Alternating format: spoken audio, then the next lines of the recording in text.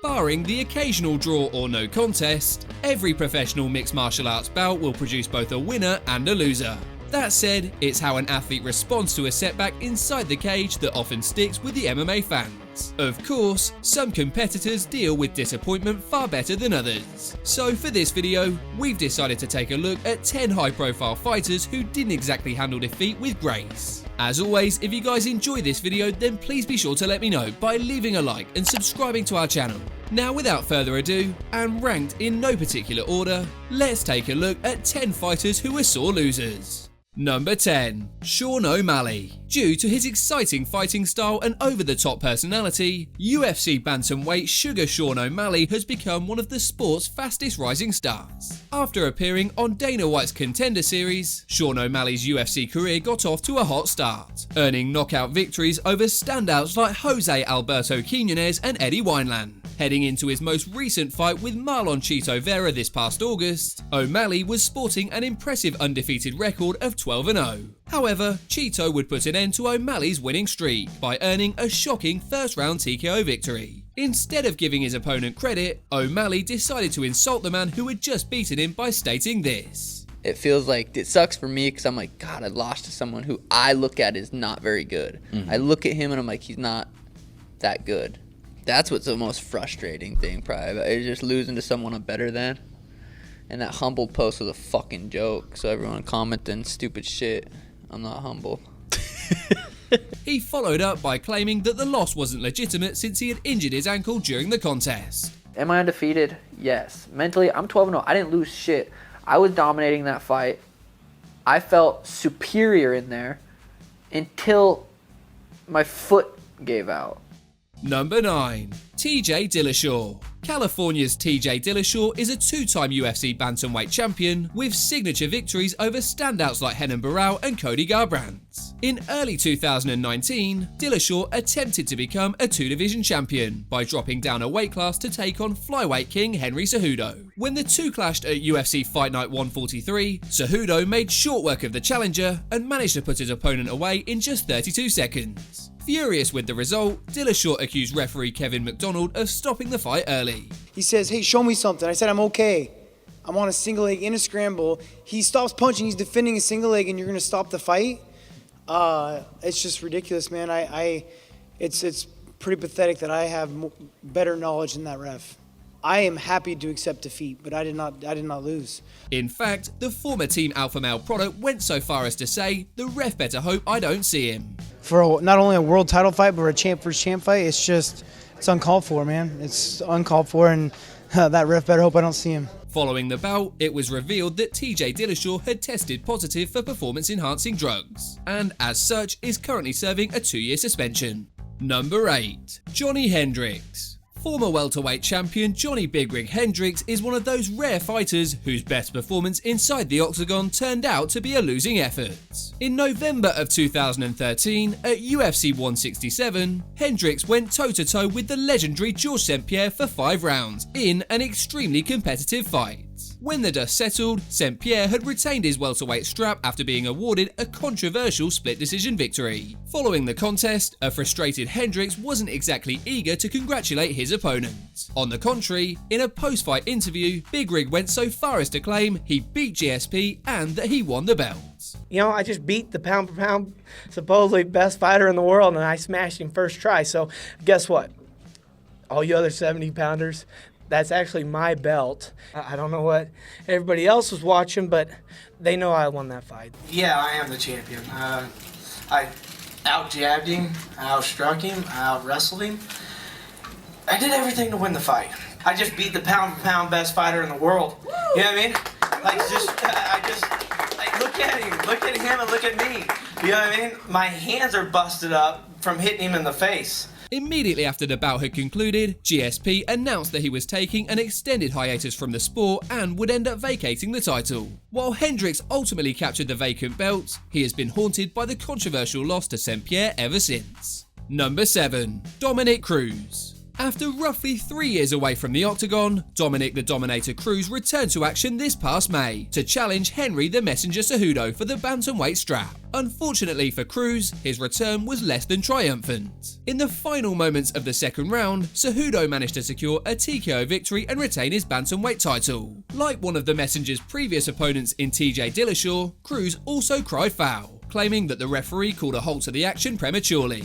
This time, the official in question was UFC ref Keith Peterson. While the stoppage was hardly egregious, the Dominator still had some harsh words for the referee, and even implied that the longtime referee may have been under the influence during the contest. My experience of him was smelling like he had been out all night the night before, like cigarettes and alcohol. You know, that was a weak link, I believe, in my fight between me and Henry was the referee. Been focused, been starving ourselves of food and water, and this guy can't even put a cigarette down for an hour. You know what I mean? And it's like, come on, man. Let's get it together a little.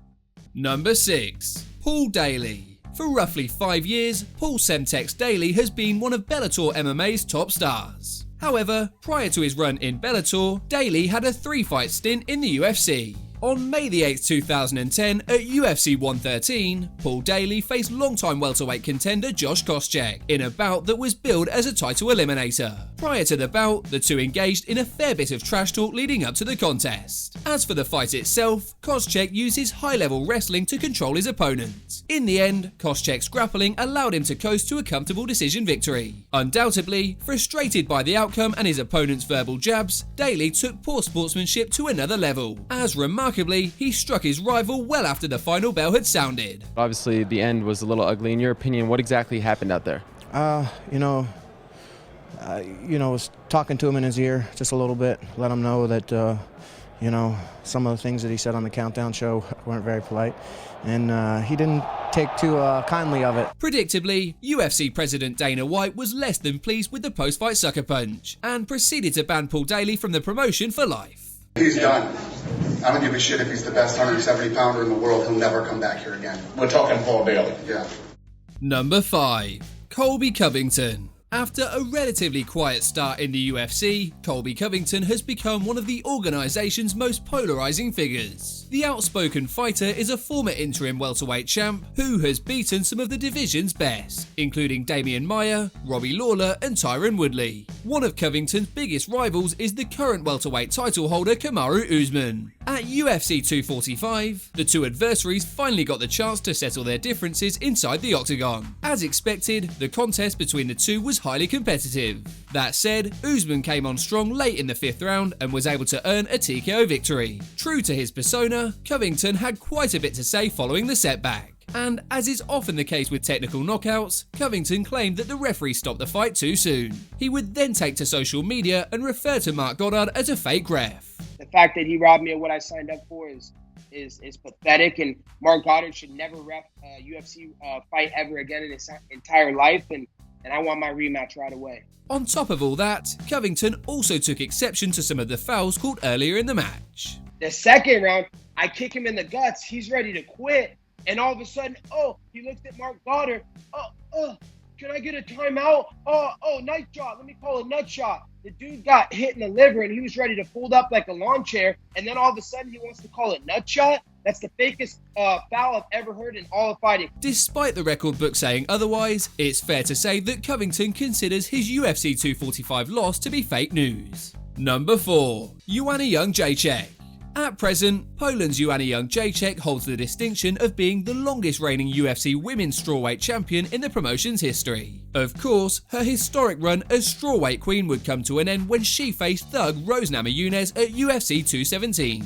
Having established herself as a dominant champion, Jedrzejczyk was understandably a heavy betting favourite as the two headed into the bout. However, Namajunas would stun MMA pundits by knocking out Jedrzejczyk in just over 3 minutes, in turn handing her the first loss of her professional career. Initially, the Polish star praised Namajunas for the victory. That said, she would later issue several excuses for the loss, including a problematic weight cut, as well as poor preparation provided by her coaching staff. Man, I felt so bad. I had to cut 15 pounds in 14 hours. I was crying. I was so weak, but I did that. I trusted them so much, and I paid the ultimate price for someone's mistake. At UFC 223, young Jedrzejczyk would get the chance to right the ship and reclaim her title in a rematch. Overall, the second bout turned out to be far more competitive than the first. But in the end, Namajunas remained the champion as she earned a unanimous decision victory. Following which, young Jedrzejczyk expressed her displeasure with the judges, proclaiming in her post-fight press conference that she outstruck her opponent and thus deserved to be awarded the victory. The numbers don't lie. The numbers don't lie, and the significant strikes are telling the truth, you know? Come on. They cannot compare themselves to me. They cannot. Bow down. Bow down. I'm the queen. Number 3. Nick Diaz. Stockton's own Nick Diaz was once one of the best mixed martial artists in the world for over a decade. After demanding it several times, the outspoken welterweight was finally granted a shot at Georges St. Pierre for the world title at UFC 158. While the matchup generated plenty of buzz, the fight itself wasn't exciting as fans had hoped. In the end, GSP dominated Diaz with his high-level grappling, picking up a unanimous decision victory and retaining the welterweight strap. Following the conclusion of the fight, never one to shy away from sharing his thoughts, Diaz had some interesting theories as to why things didn't go his way. To put it simply, Diaz came up with a plethora of excuses, claiming that he might have been poisoned prior to the contest. They poisoned my IV with some kind of weird-ass drug, put me to sleep. I never slept more than 5 hours in it. I had 37 fights, 35 over 17 years. I never slept more than 5 or 6 hours a night. You have a fight tomorrow. I slept 14 hours. I'm like, what'd you put in my IV, dude? On top of that, he also accused GSP of using steroids. I believe that he's on plenty of steroids. I don't think they test around here either. I doubt I'll be tested as well. I don't care what they're saying or marketing to the media. I don't think either of us are going to be tested. And if so, he's probably got a bottle of piss in his pocket. Though there was no evidence to support either accusation. I think I can win. I think I can beat you. That's what I think. Number 2. Luke Rockhold. UFC middleweight Luke Rockhold is a former middleweight champion who has had his fair share of memorable moments inside the octagon. After beating Chris Weidman for the gold back in 2015, the California native was set to make his first title defense against Michael the Count Bisping at UFC 199. Given that Rockhold had beaten Bisping with relative ease during their first go-around at UFC Fight Night Sydney, most pundits expected a similar outcome. However, the Englishman managed to turn the tables and put away his rival in the very first round. Following the loss, Rockhold had some unflattering words for his opponent and even referred to Bisping as this. God, that guy's such a dick.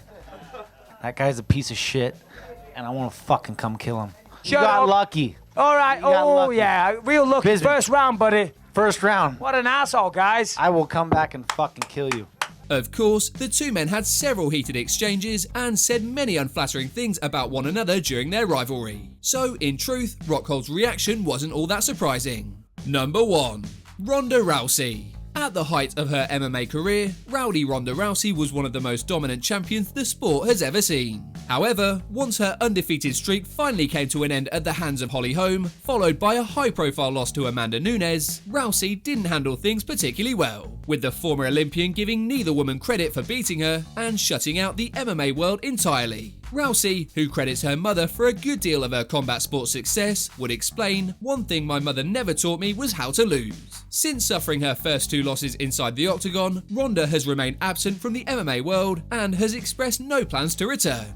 As always, if you guys enjoyed this video, then please be sure to let me know by leaving a like and subscribing to our channel. Apart from that, thanks so much for watching, guys, and we'll see you on the next video.